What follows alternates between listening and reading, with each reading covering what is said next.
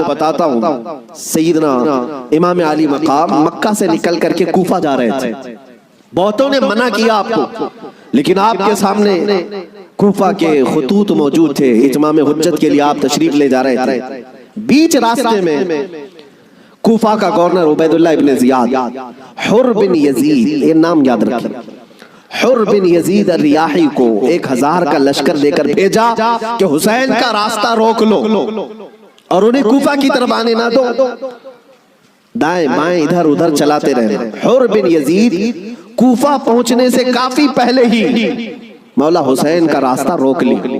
توجہ چاہتا ہوں، حر بن یزید کس کی طرف سے آیا؟ وہ سپہ سالار تھا، یزیدی فوج کی طرف سے آیا، 1000 کا لشکر لے کر آیا، لیکن جب وہ آیا مولا حسین کے پاس، راستہ روک لیا اور کہا ہم آپ کو کوفہ جانے نہیں دیں گے، آپ بغاوت کر رہے ہیں وقت کے خلیفہ امیر المومنین یزید سے۔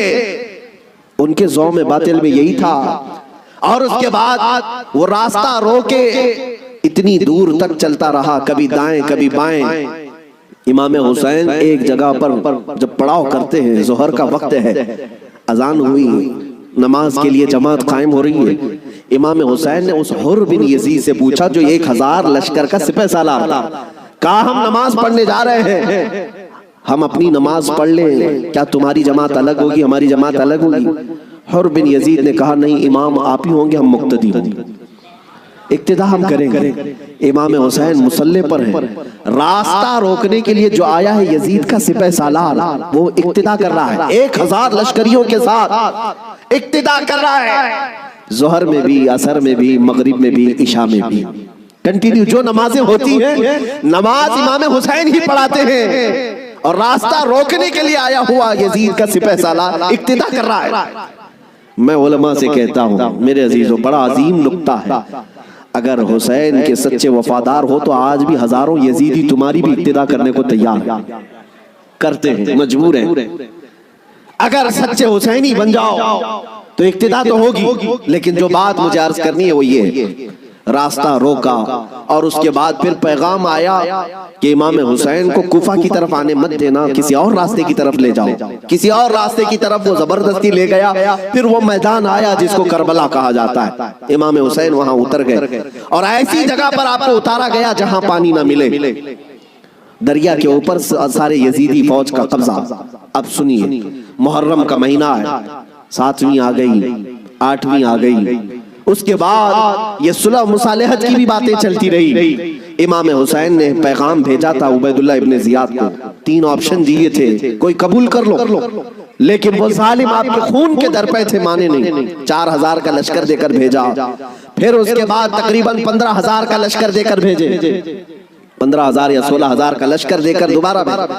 اب یہ 9ویں محرم آئی ہے، توجہ چاہتا ہوں، 22000 کا لشکر۔ امام حسین نے خطبہ دیا کہ میں تمہارے پاس جنگ کرنے کی نیت سے نہیں آیا، تم میری عظمت نہیں جانتے، میں فاطمہ زہرا کا بیٹا ہوں، حیدر کرار کا نور نظر ہوں، رسول اللہ کا نواسا ہوں، میرے خون سے اپنے ہاتھ رنگین نہ کرو، ان پر کوئی بات اثر نہ کرے۔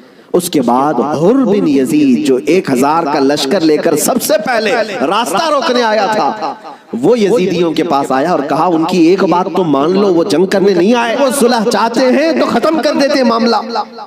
لیکن یزیدی فوج کے جو بڑے سپہ سالار تھے، عمرو بن سعد یا شمر، ان لوگوں نے کہا اے حر، تجھے مصالحت کرنے کے لیے نہیں بھیجا گیا ہے، تجھے فوجی بنا کر بھیجا گیا ہے، لڑنا ہے تو ہمارے ساتھ لڑو ورنہ یہاں سے دفع ہو جاؤ۔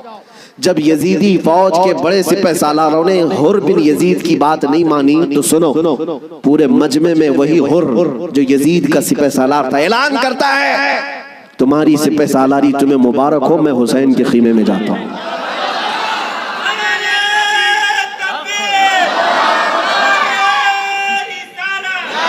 توجہ، حر بن یزید نے کہا مجھے اب نظر آ رہا ہے کہ حق اور حقانیت حسین کے خیمے کی طرف ہے، مجھے جانے دیں۔ ان لوگوں نے کہا تم جا سکتے ہو۔ حر بن یزید کو پتا تھا حسین کے ساتھ جانے کا کیا انجام ہو سکتا ہے، 22000 کا لشکر جرار ہے اور ادھر صرف 80-82 لوگ ہیں۔ ایسے وقت میں ایک چھوٹی جماعت کا ساتھ کون دے سکتا ہے جہاں بھاری بھرکم لشکر سامنے موجود ہو؟ میرے عزیزوں، ایک چھوٹی جماعت کا ساتھ صرف وہی دے سکتا ہے جس کے سینے کو مولا ہدایت کے لیے کھول دیتا ہے۔ میں نے دیکھا ہے مصیبتوں کے وقت کون ہمارے ساتھ کھڑا ہوتا ہے۔ لوگوں کی نظروں میں بہت بڑی بڑی حکومتیں ہوتی ہیں، ارے بہت سارے لوگ تو ڈر جاتے ہیں ان کے ساتھ کھڑے ہو جائیں، فوٹو میں آ جائیں گے تو کل کیس ہمارے اوپر بھی ہو جائے گا۔ میرے عزیزوں، میں اپنی بات نہیں کرتا، لیکن ایک بات ضرور ہے، حق جماعت اگر اقلیت میں بھی کیوں نہ ہو، اللہ کی مدد آج یا کل اسی کے ساتھ ہوگی۔ اگرچہ آج وہ مظلوم نظر آئے، لیکن اللہ تعالیٰ غالب فرمائے گا۔ حسین اعظم کے پاس حر بن یزید آ گئے۔ جس بات کی طرف میں تمہیں لے جا رہا ہوں اس کے لیے اتنا لمبا واقعہ بیان کرنا پڑا۔ جو اصل لب لباب ہے، جو خلاصہ ہے اس واقعے کا، وہ ابھی عنقریب بیان کرتا ہوں۔ نوجوانوں توجہ سے سنو، توجہ۔ حسین ابن علی رضی اللہ تعالیٰ عنہ کے پاس آ گیا حر بن یزید، قدموں میں گرا، کہا مولا مجھے معاف فرما لے، میں نے راستہ روکا آپ کا، میں آپ کو مجبور کیا اس میدان میں آنے کے لیے، لیکن میں آپ کے ساتھ اب اس وقت تک رہوں گا جب تک میری آخری سانس نہ آ جائے، میں آپ کی حمایت میں لڑوں گا۔ امام حسین نے اس سے کہا حر کہ میں نے تجھے معاف کر دیا، لیکن جا تو اپنے بیوی بچوں کے ساتھ، میری اس چھوٹی جماعت کے ساتھ رہے گا تو جان کا خطرہ ہے۔ حر بن یزید نے کہا میں نے جو راستے میں آپ کے ساتھ کیا اس کا کفارہ جان دینے سے بھی میں سمجھتا ہوں ادا نہ ہو پائے، اس لیے میں آخری سانس تک آپ کے ساتھ رہوں گا۔ رہا ساتھ میں۔ 10ویں محرم آ گئی۔ اب جو بیان کرنا ہے توجہ سے جانتے ہیں، صبح نکارہ بجا، طبل بجے، ادھر جنگ کی ابتدا ہوئی۔ یزیدیوں کی طرف سے عمرو بن سعد نے پہلا تیر چلایا اور اعلان کیا کہ ہم حسین ابن علی کے ساتھ جنگ شروع کر چکے ہیں۔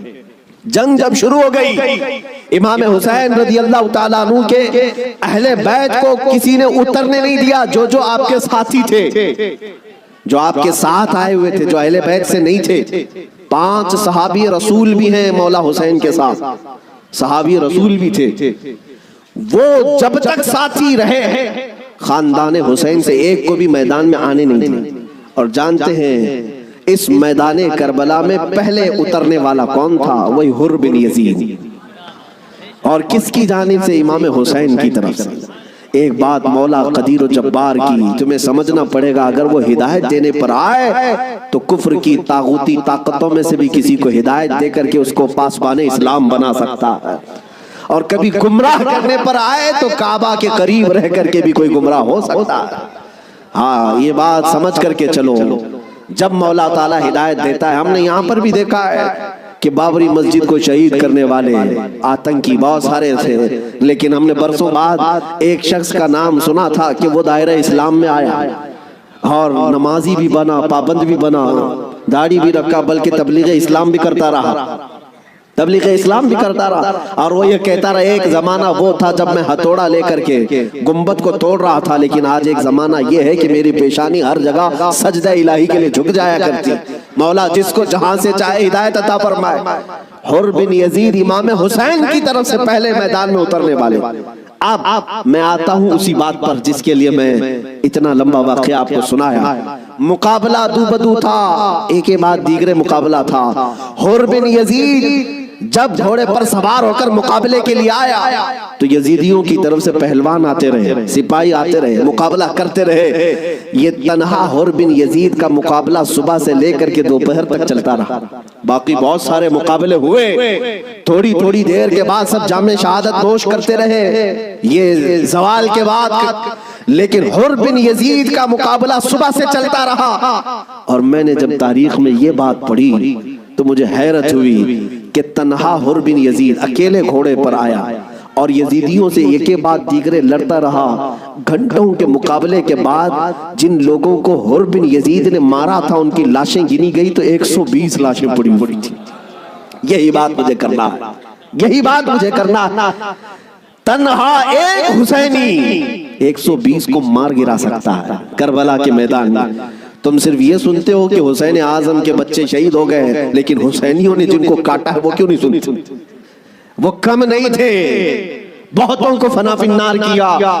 اب جو بات کہنی ہے وہ یہ ہے، حر بن یزید خاندان حسین سے نہیں ہے، اہل بیت سے نہیں ہے، انصار میں سے بھی نہیں ہے جو ساتھی وہاں سے آئے تھے، بلکہ ایک دن پہلے توبہ کر کے حسینی بنا تو دوسرے دن کی طاقت کا حال یہ ہے۔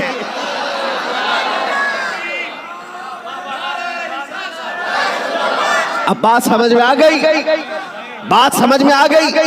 ایک دن کا حسینی 120 پر بھاری ہو سکتا ہے، تو جو بچپن سے حسینی ہے وہ ہزاروں پر ضرور بھاری ہوگا، کیوں نہ بھاری ہوگا۔ اعلیٰ حضرت فاضل بریلوی رضی اللہ تعالیٰ عنہ نسبت قادریت پر فخر کرتے ہوئے کہتے ہیں، کیا دبے جس پہ حمایت کا ہو پنجہ تیرا، شیر کو خطرے میں لاتا نہیں کتا تیرا۔ عزیزان گرامی، نسبت قادریت پر جب اتنا فخر ہے تو نسبت حسینی پر کتنا فخر ہو۔ مولا حسین کی نسبت نے اچھے اچھوں کو جوان کر دیا، اور ان کے سگے بھتیجے امام قاسم نے، جانتے ہو عمر کیا تھی امام قاسم کی؟ یہاں بیٹھے ہوئے اکثر لوگ عمر میں بڑے ہوں گے بہت سارے، 19 سال کی جوانی تھی، 19 سال کی جوانی۔ تاریخ نگاروں نے لکھا ہے امام قاسم جب گھوڑے پر بیٹھ کر کے آئے تھے تو یزیدی خیمے میں ایسی کھلبلی مچی، لوگ یہ کہتے تھے کہ قاسم بن حسن، امام حسن کے بڑے بیٹے امام قاسم، میں نے یہ بھی روایت پڑھی، امام قاسم جب گھوڑے پر صرف پہلو بدلتے تھے، پہلو بدلنے، گھوڑے پر ادھر سے ادھر اس طرح پہلو بدلنا، تو یزیدی خیمے کے لوگ کہتے ہیں جب قاسم بن حسن گھوڑے پر پہلو بدلتے تھے تو ایسا لگتا تھا کہ بجلی چمک رہی ہے، بجلی چمک رہی ہے۔ یہ خوف سینوں میں ہزاروں کے ہونے کے باوجود کس نے طاری کیا؟ میرے عزیزو، وہ رب ذوالجلال ہے، غالب حکمت والا، جس نے قرآن میں فرمایا وَلَا تَهِنُوا وَلَا تَحْزَنُوا وَأَنْتُمُ الْأَعْلَوْنَ إِن كُنتُم مُؤْمِنِينَ، تم گھبراؤ مت، پریشان مت ہو، مولا فرماتا ہے تم ہی غالب رہو گے اگر تم سچے ایمان والے ہو، اگر تم میرے مصطفیٰ کریم صلی اللہ علیہ وسلم کے سچے غلام ہو۔ لوگ تو صرف کربلا کے میدان میں یہ دیکھتے ہیں کہ امام حسین کی شہادت ہو گئی، علی اصغر کی شہادت ہو گئی، علی اکبر کی شہادت ہو گئی، عباس علمبردار کی شہادت ہو گئی، یہ شہادتیں اپنی جگہ پر، لیکن اگر کمپیریزن میں میں اگر بتاؤں کس نے کتنوں کو مارا تھا، کس نے کتنوں کو زخمی کیا تھا، تو پھر تمہیں پتہ چلے گا کہ وہ کٹ کر کے بھی فتح یاب تھے، وہ شہید ہو کر کے بھی فتح یاب تھے۔ اس لیے کہ یزیدیوں کے پاس بولنے کے لیے منہ نہیں ہے، اگر کسی یزیدی کو پوچھے کہ تم کس کے ساتھ لڑنے کے لیے گئے تھے تو یہ کہیں گے 80 لوگوں کے ساتھ۔ کتنے لوگوں کے ساز و سامان کے ساتھ گئے تھے؟ کہیں گے 22,000 کے ساتھ۔ تو دنیا آج بھی ہنسے گی، 80 لوگوں سے لڑنے کے لیے 22,000 گئے تھے، کیا کیا لے کر گئے تھے؟ ہاتھی بھی تھے، گھوڑے بھی تھے، نیزے بھی تھے، تلواریں بھی تھی، بھالے بھی تھے، سب تھا۔ پھر اگر تم سے پوچھا جائے ساز و سامان کے ساتھ سہولتیں کیا تھی، یزیدی کہیں گے پورا پانی ہماری طرف تھا، دریائے فرات بھی ہماری طرف تھا، کھانا بھی ہماری طرف، پانی بھی ہماری طرف۔